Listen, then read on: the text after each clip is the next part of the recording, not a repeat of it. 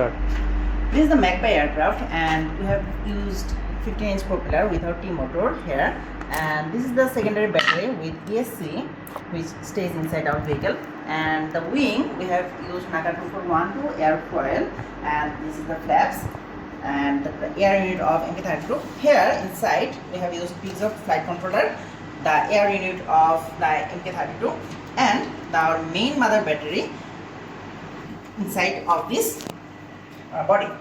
This is the GPS module, and here at the tail we have elevator and radar. Finally, we have used MK32 flight controller in order to control our vehicle.